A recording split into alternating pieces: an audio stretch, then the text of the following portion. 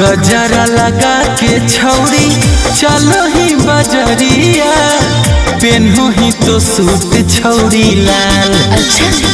गजरा लगा के छौरी चलो ही बजरिया, पेन्हो ही तो सूट छौरी लाल।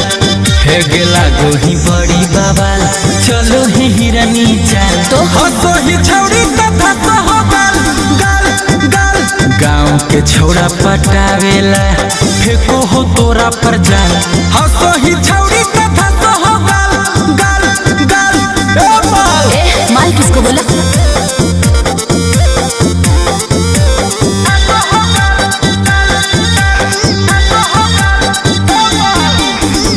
कनवा में बाली लाल लागो हो कमाल गे, दिल में लग आग जब पलटो ही तो बाल गे।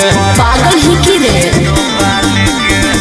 कनवा में बाली लाल लागो हो कमाल गे, दिल में लग आग जब पलटो ही तो बाल गे।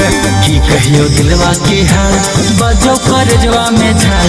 हंसो ही छौरी तथा तो हो गाल गाल गाल गाल। गाँव के छौड़ा पटावेला, फेंको हो तोरा पर जाल। हंसो ही छौरी तथा तो हो गाल गाल गाल गाल। अरे भागने की नहीं जैसे।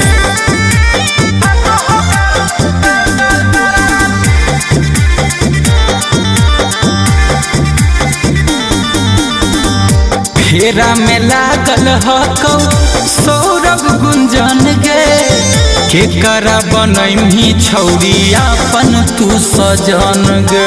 अरे अब तू पिटाई दे। फेरा में लागल हकौ सौरभ गुंजन गे, के करा बनैमी छौरी अपन तो सजन गे। उठो हो मन में सवाल, के करही छौरी माल। हंसो ही छौरी तथा तो हो गाल गाल गाल गाल। गाँव के छौड़ा पटावेला, फेंको हो तोरा पर जाल। हंसो ही छौरी तथा तो हो गाल गाल गाल गाल। धसे दे एकरे पे तो दुनिया फिदा है।